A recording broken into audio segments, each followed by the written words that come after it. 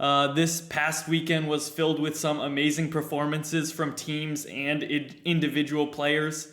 None better than Ryan Ramsey from Maryland, who threw a perfect game against Northwestern. Yeah, I mean, Maryland's been the class of the Big Ten, and it's mostly been due to that pitching staff, and he absolutely showed it on Friday, dominating, gets the perfect game. Pretty cool to see. You don't see many in college baseball, especially in the larger conferences. So cool feat for him, and awesome for Maryland as they continue to rise in the ranks. Yeah, I'm pretty sure now he's 8-0 on the year. And with Jason Savakul, they both have ERAs under 2.5. So that 1-2 punch is pretty dynamic for that Maryland squad that could be pretty scary come postseason time.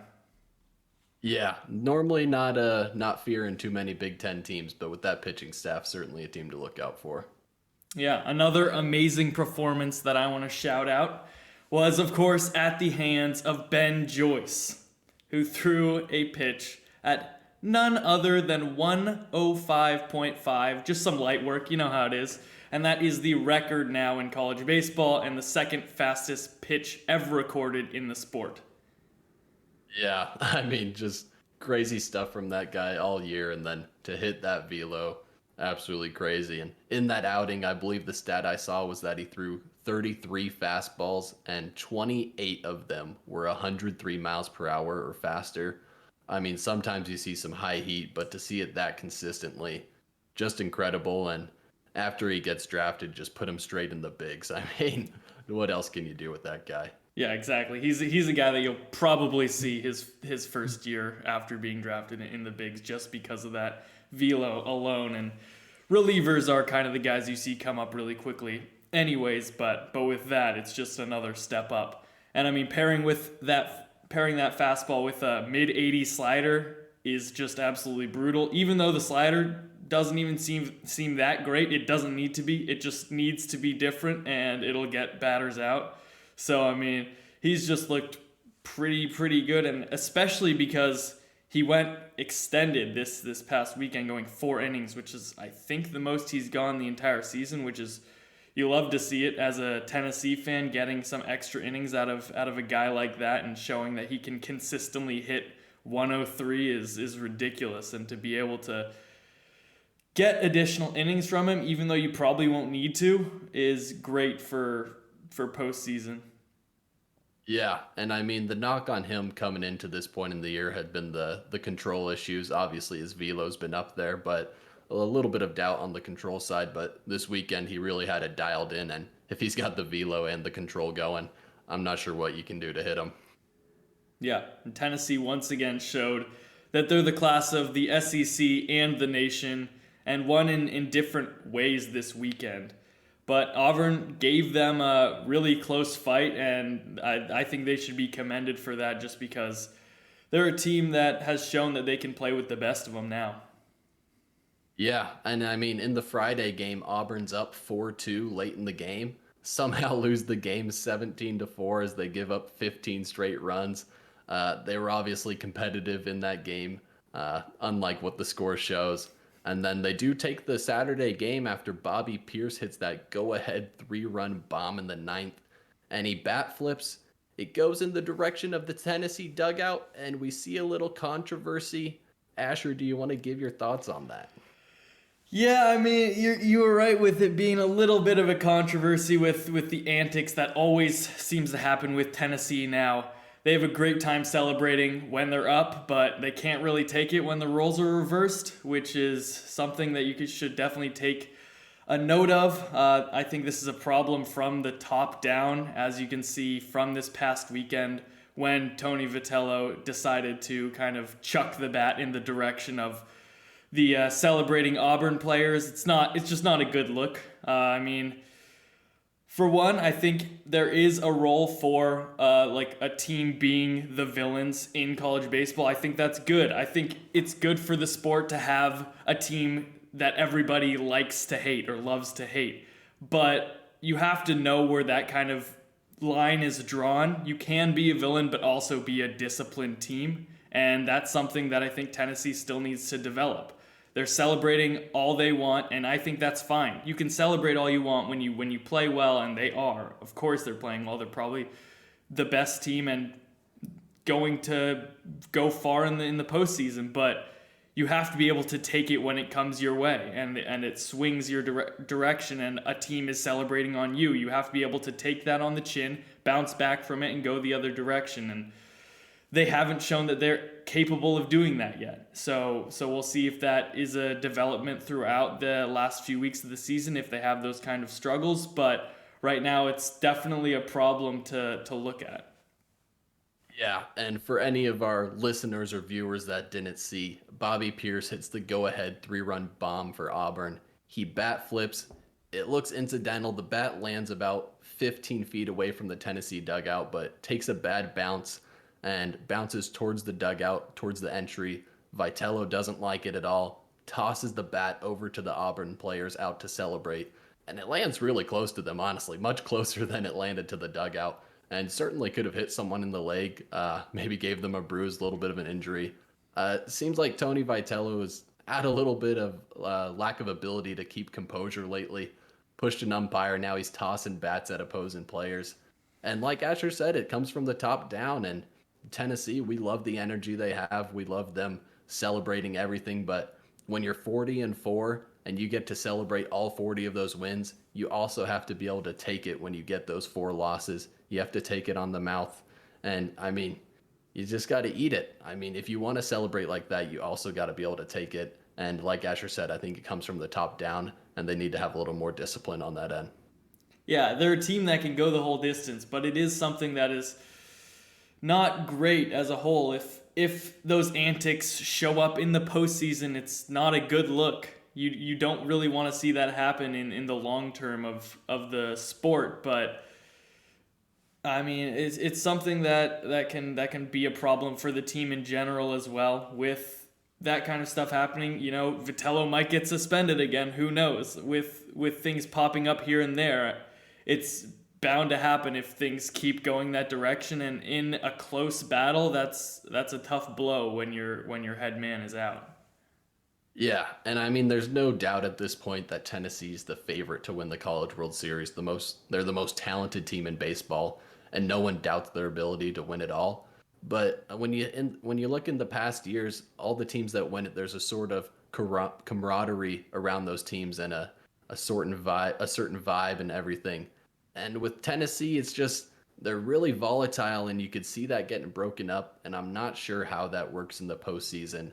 It seems to me that their energy is something that could be broken up and could be the downfall of this team ultimately.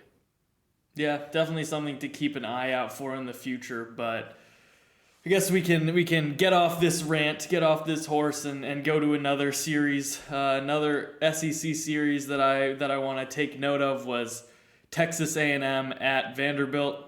A&M took the series. None of the games were close. When Vandy won, it wasn't close. When A&M won both their games, it wasn't really close.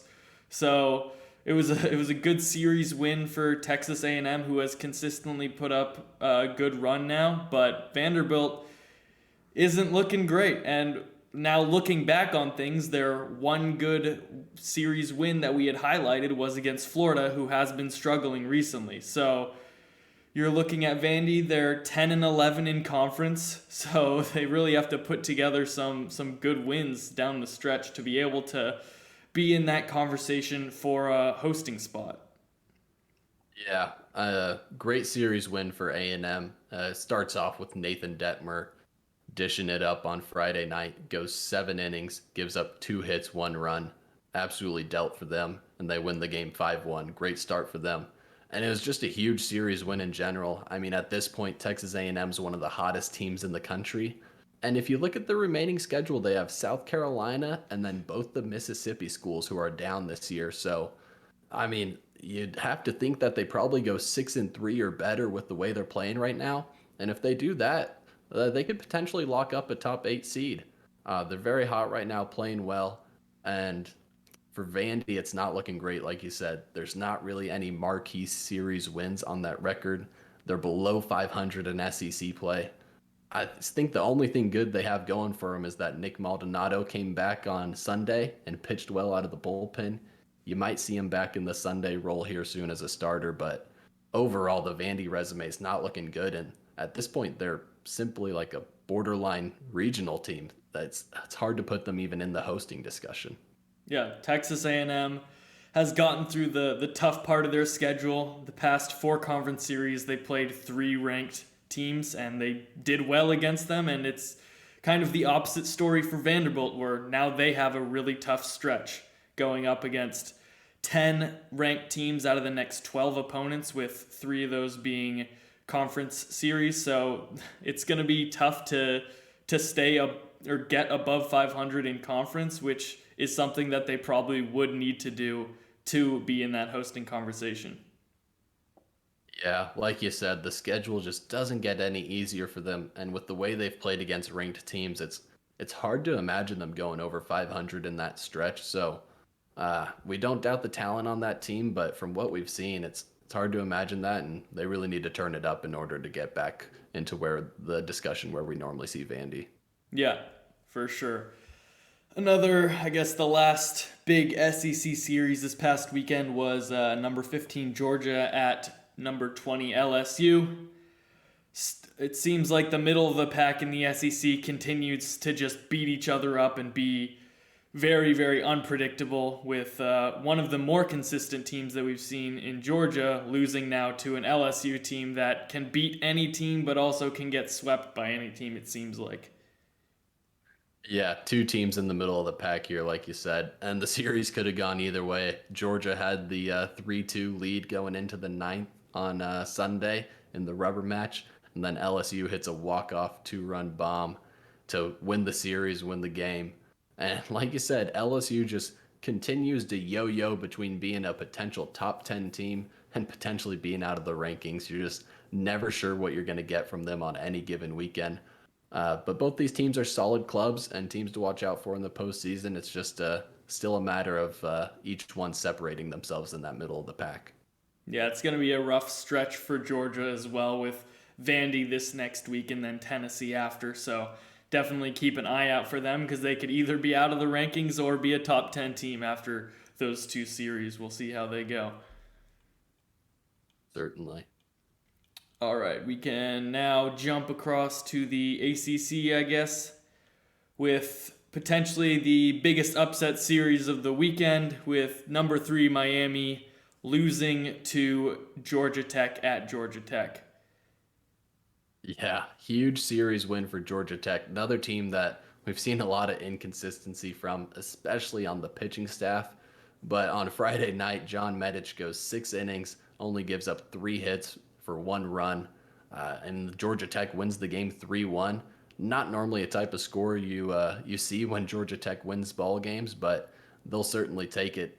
And not a great performance on Saturday, but they come back, and from the starter, I mean, not a great performance from the starter on Saturday, as he gives up 4 runs in the first inning, I believe it was, and then the bullpen clutches up.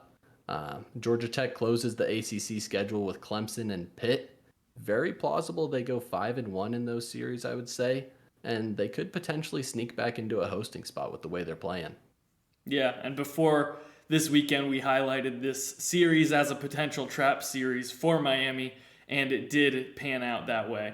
So the ACC is another one of those conferences that it seems like any team can win and any team can lose. It's just a matter of, especially for the ACC, of home team advantage, which there's definitely been a lot of these past few weeks. Yeah, it's hard to guess what's going to happen in any given ACC series, but for whatever reason, like you said, it seems like the home teams have been coming out on top this year. Yeah, and a lot of those have been in sweep fashion, so it's been a bit ridiculous. But yeah, like you said, also Georgia Tech's offense just wasn't as overpowering as it usually is, only scoring 12 runs, but they were able to get the series with that, and just enough to get by Miami. We can stay in the ACC. Do we have another ACC series we want to look at? Yes. High-profile series, Virginia Tech at Virginia. Virginia Tech continues to play well. They win the Friday game 5-2 with Griffin Green going 7 innings, only giving up 1 run. And that gave Virginia Tech their 30th win of the season. First time they've done that since 2013 when they hosted in Blacksburg. And they clutch up on the Sunday game as well on the rubber match. Their starter gives up 4 runs in the first inning. Then their 2 bullpen arms throw 8 scoreless innings to take the rubber match. Virginia Tech's hot right now. Virginia's stumbling a little. And with the way Virginia Tech's playing, I'd honestly say they're arguably the favorite to win the ACC tournament.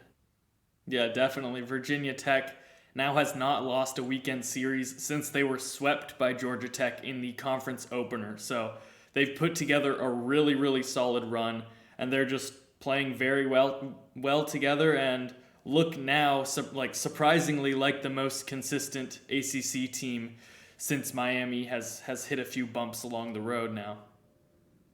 Yeah, Miami still has the best conference record overall, but after stumbling against Georgia Tech, I do think the door opens for Virginia Tech to maybe be the top of the class in that conference. Definitely. All right, we can go to the Big 12 with potentially what looked like the best series of the week, and once again, it happens to be a sweep. And that is, of course, number 5 Oklahoma State at number 6 Texas. This time it goes the way of Oklahoma State. And it was varying fashions that they were able to win over the weekend, headlined probably by the 10 runs being scored in the 7th on the Sunday game to win 10-8. So they only needed 1 inning to get past Texas in that game, and they were able to do it, with Texas's bullpen really looking like they're struggling down the stretch now. Yeah, it looks like Oklahoma State has bounced back from that TCU series loss, and looks like the Cowboys are the class of the Big 12. And like you said, for Texas, the bullpen's an issue there. You have a 7-0 lead on Sunday, and you give up 10 runs. Not what you want to see from the bullpen. And overall now, Texas doesn't really have that impressive a resume. In all honesty, we probably should have dropped them lower in our rankings. They just don't really have the resume right now, but it's also hard when you know how talented of a team they are, and it's hard to say how many teams behind them are honestly better. But yeah, tough resume for Texas, and they got to step it up in these last couple weeks. For sure. For Texas, it seems like all of their top wins came very early in the season, and now they're just sitting at 9-9 in the conference. So definitely something to look out for in the future is a big drop in the rankings if they're not able to settle down a bit. But you were right when you said Oklahoma State looks like they've completely rebounded from their series loss to TCU last week, and that shows me that they're a team that has some mental fortitude and can deal with that kind of adversity and come back the next week and play some of their best baseball we've seen all year. Yeah, Oklahoma State was one of the favorites to win the College World Series preseason, and they've played extremely well this year, been consistent most of the year, and like you said, with that bounce back from the TCU series loss, they look like they have the makeup of a national title contender and certainly one of the favorites heading into the postseason here soon. Definitely. And then one series I want to highlight from the Pac-12 is number 9 Stanford going to University of Washington and losing the series up there. And that's just a bad week for Stanford. You don't really want to see that from them. And it really was problematic because the bullpen looked like it regressed back to what we saw a few weeks ago. It looked like they were able to solidify things a bit these past few weeks, but just like that, they go play Washington and just everything kind of falls apart. And this Washington offense isn't something that is very scary. They're a team that can play the small ball, but it's not something that they're gonna, get those extra base hits off the bat like every other at bat. It's just not gonna happen for their team. They're just not as talented as the Stanford team. They're well coached, but they don't have the star power that Stanford has put together. But it's a great series win for UW and something that you do not want to see as a Stanford fan.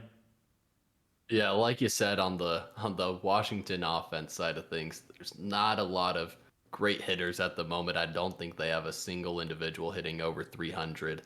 And the bullpen issues are back for Stanford. Alex Williams and Quinn Matthews are your two lockdown guys, and they lose both games where those guys are pitching, the Friday and the Sunday game. And Stanford already got through the tough stretch in the Pac-12, and these last couple weeks we were expecting them to take care of business and potentially contend for the Pac-12 regular season title. And this slip up against one of the worst teams of the Pac-12 is not a great place to do it. And they really need to take care of business these last 3 weeks in order to get back in that conversation. Yeah, and also on Sunday looked like Stanford had that game all but wrapped up multiple times, but UW was able to make several comebacks and eventually able to win it. So definitely not what you want to see from Stanford. No, and I believe they're sitting 3 games back in the pack now. Hard to make up, but they are playing lesser teams in the Pac-12, so certainly are able to make a move as some teams above them slip up. Yeah, for sure. And then we can go to some mid-major games. Guess only one that I really want to address, but that's Southern Miss going to UAB and losing the series. This is their first kind of slip up of the conference schedule, but it's detrimental to a team that doesn't play like week in, week out amazing competition, and it's just not very good for them. They don't have that much room for error to stay as a probable hosting site. Yeah, like you said, first bad weekend in a while. I think it was their first series loss since they lost to DBU earlier in the year. And it was surprising because UAB just scored a lot of runs, and the cornerstone for this Southern Miss team is the pitching staff. So bit of a confusing performance from the Southern Miss team. Hopefully it's just a one weekend thing and doesn't turn into a trend. But like you said, can't really afford any more slip-ups whatsoever if they want to remain a host, and especially a top 8 seed, which they seemed like a lock to be if they were going to take care of business to close out the year. Yeah, the final stretch for Southern Miss is very important. They face Old Dominion and UTSA over the next few weeks, which are probably some of the better teams in Conference USA. So very important for them to get back on track and win those series, because if they don't, then they're going to be on the outside looking in for one of those national seeds. Thank you for watching. If you enjoyed, we would really appreciate a like and subscribe for more college baseball content.